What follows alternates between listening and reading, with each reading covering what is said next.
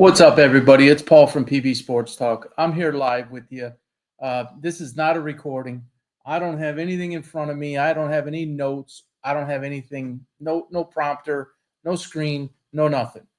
I'm here to talk about James Dolan and the New York Knicks. Are you freaking kidding me? Now, I'm 52, soon to be 53 later this month. Basketball was a huge part of my life. I was a coach for 8-9 years, middle school, high school, AAU, 7-time championship, followed the game my whole life, played it for as long as I could. I'm not a Knicks fan by nature, but I'm a sports fan, have always loved basketball. Obviously, I have a sports talk show, so this is part of what I do. Hearing that the New York Knicks, and it has to be James Dolan, right? He took over in 1999, ironically, the last time the New York Knicks were in the Eastern Conference Finals prior to this year. And you fire Tom Thibodeau. What, 3 days? Is it 3 days since they lost? What the F are you thinking? Now, Tom Thibodeau, Minnesota, Chicago, the Knicks. Tom's an old school guy. Tom's a grit guy. Tom's intense. Tom basically never smiles. And this is what we see. He's a bit abrasive. We know this. If you followed his career behind the scenes, he's not always easy as reported, as reported to not always be easy to work with. You cannot argue the man's results, and you cannot argue people like Derrick Rose and others over the years that swore by playing him. Once he gets buy-in, gets the proper players and gets buy-in to his system, his philosophy still works in 2020, 2021, 2, 3, 4, 5. Obviously, you got all the way to the Eastern Conference Finals. You represented yourself well. You lost in 6 games. You have a team that can continue to compete. You would obviously look to build upon that, build up your roster a little bit more, and try to return and hit it out of the park. Instead, you basically just hit the freaking reset button by firing the guy who just made you relevant again. Now, it's not all him, but he's steering the ship. Brunson's comments after the game, there you go with the media, has got to go ask the question, what do you think about Tom Thibodeau being here or not? And Brunson's like, are you kidding? Of course, man. I think that these guys like playing for him. We'll hear more of it drip out and leak out as to the real reasons why he was abrasive. He didn't get along with this person. He didn't get along with that person. Tom Thibodeau is a winner, point blank, period. You want to win, and then you want to win an Eastern Conference Finals? You want to get to the finals? You want to win the finals. The press release says this is all about us winning a NBA championship. For real? For 25 years, you haven't even had a chance to get to the finals. Now you had a legitimate chance. You were 2 games away from reaching the finals. So don't give any of us the bullshit about that this is an organizational decision in the best interest of our future to get us to the NBA finals. That's what you call a company line. You can also, it's code for BS.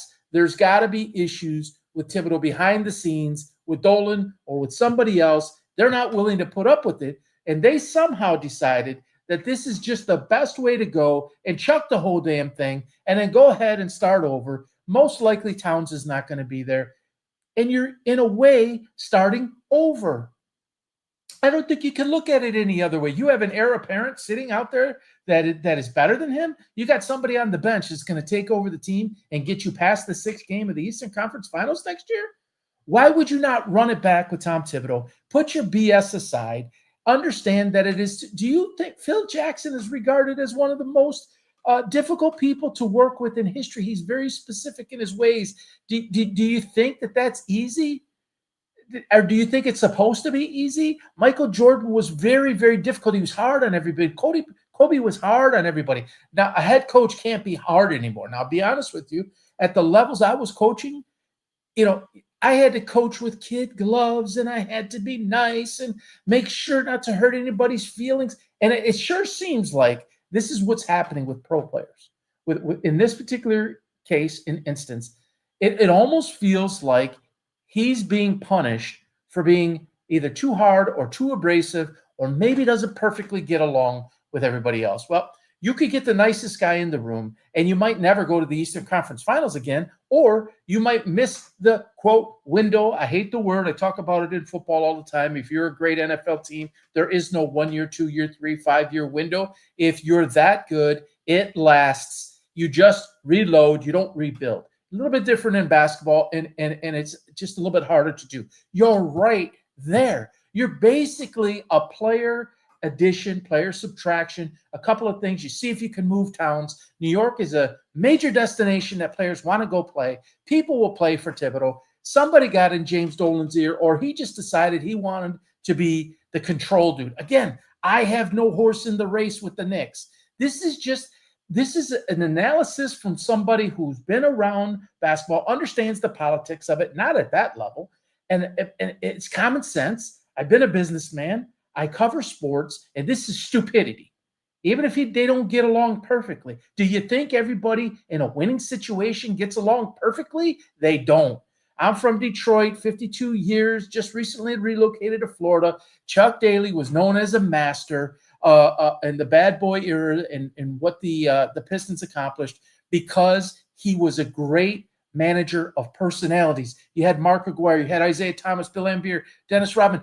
There was so many different personalities, and they weren't easy. Adrian Dantley, when he came, these guys weren't easy. It's not going to be a perfect situation. If you think you're going to wave a wand and everybody's just going to get along perfectly and it's going to be freaking hunky-dory and we're going to go win a championship and then we're going to go run it back to win another championship and we're going to just absolutely adore everybody on our right and our left, doesn't work that way. That's not life. This has got to be a power play. It's stupid. One of the biggest markets in the world, and you just rip the rug out from under. You can't expect some other guy to come in and do it with this team. And some of the reshaping that they have to go through automatically already as a result of the town situation, and you just got to tweak it a little bit, and you got to learn from what you did right, obviously build on that, and fix what you didn't do well to go back. And then it's not about going back, right? It's not about going back to the Eastern Conference Finals. It's about going back to the Eastern Conference Finals and winning. Otherwise, what's the freaking point? You want to be the Buffalo Bills and get to 4 Super Bowls? This blows my mind. It really shocked me. I didn't think that they would do this. But then again, certain franchises do dumb shit, and the Lions did it forever for 50, 60 years. So I understand it. The Cleveland Browns go through it. Other people go through it. The Knicks go through it. Some things that some franchises do just absolutely are mind-numbing, and they go beyond anything that can be comprehended. And I think that this chalks it up. This dude is a very, very, very good coach, and judge him by that. The results are there.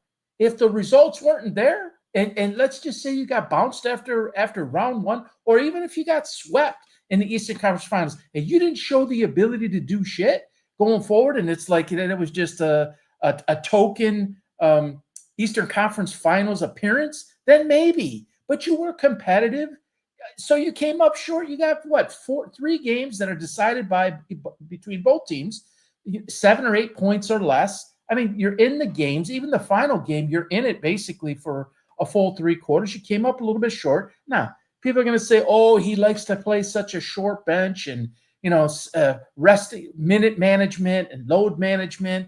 And, you got to play that 8th guy, the 7th and 8th guy a lot more and even dip into 9. They don't have it really to dip into that. It isn't a question of he doesn't really want to. I think you saw him make changes with Mitchell Robinson. I think you saw him make other tweaks to the roster, and he ended up going a little bit deeper. Now, you could argue maybe it took a little bit too long, but I think Tom wants to win. I think Tom is not stubborn enough to say, all right, I could tweak this or I could tweak that and it kind of get us over the hump. When you get to his age and you've been through as much as he's been through, he's spent so many years in the Knicks, even with the Knicks, even before. This is mind-blowing. I feel badly for Knicks fans. This is BS. This is straight up BS. 25 years, ironically, when Dolan took over, and 25 years later, you get to the Eastern Conference Finals. You got a lot of momentum. It's really turned around. The Knicks, okay, let's go. Knicks, it's a destination again. It's not just a big city. It's not just Madison Garden. It's not just the Patrick Ewings and Willis Reeds and all of that type of stuff from the past, the aura of the past. It's the now. And you have a superstar leading your team in Jalen Brunson. Say what you want about the flopping and all. Dude's a superstar. He's at that level. And so you just run it back and you build it around him and you go make another run at it. Now, go make it. You got to the Eastern Conference Finals. You go again this year and you don't get to that. You don't make the playoffs or you get bounced in the first round. Broom them then. You don't broom them now. I'm short of the guy doing something ridiculous behind the scenes that we haven't heard about. I can't think of a reason that makes any business decision, any even sports decision, roster related, any difficulty in the offices. I can't think of a reason short of this guy doing something crazy that we have not heard about as to why you would go release him when there is nobody just walking around out there that you're going to go hire that's going to be better than who you had in place. Everybody likes to talk this guy, that guy, the backup goaltender, the backup quarterback is always the best guy. Get rid of this guy, get rid of that guy. All right, this isn't going to just be like the Boston Celtics when you lose one guy and you have a super, super strong guy with Aduko or however you say his name to come in and take over. So I'm going on here, but this is just, whoa, this is crazy. So if the Pacers lost this year, you're going to fire Rick Carlisle, because if the Knicks beat him, you're going to fire Rick Carlisle because there's somebody better out there. Rick Carlisle is one of the best coaches been for quite some time. I know coaches are hired to be fired, but not when you go to the Eastern Conference Finals, not when you play 6 games. Indiana's the better team. It's okay to say that, but that doesn't mean that the Knicks can't come back, retooled a little bit, tweaked a little bit, and better for it. And then you have that experience, the hunger, the fire of coming up short, and you come back next year, and then you go take what's yours, right? Because you hate the way you feel right now, but you bounce your leader. Stupid. So, Knick fans, I feel for you. We'll see who they hire, and good luck to Tom Thibodeau. He's one of the few guys remaining from the old school, and I got to tell you that there's a lot wrong with that as far as the old school, new school, and this pity-patty, load management, can't play back-to-back games. Oh, my God. Go look at the old guys' minutes, would you? Go look at Bird, Isaiah, Malone, Stockton, Magic, Kobe. Go look at these guys. These guys are like 37 minutes. If you play a guy past 32 minutes now, suddenly it's a criminal act. Just blows my mind. I'm pissed. It's not even my team. All right, New York fans, hang in there. Follow me at PB Sports Talks on X. Man, I'm pissed. On Facebook at PB Sports Talk, and subscribe to my YouTube channel at PB Sports Talk. I'll be popping on Saturdays is our regular weekly show at 10 a.m. Eastern. I'm sure I'll jump on. There's a lot of stuff going on in the sports world and the draft coming up. So we'll talk to you soon, everybody. Have a great day. Bye-bye now.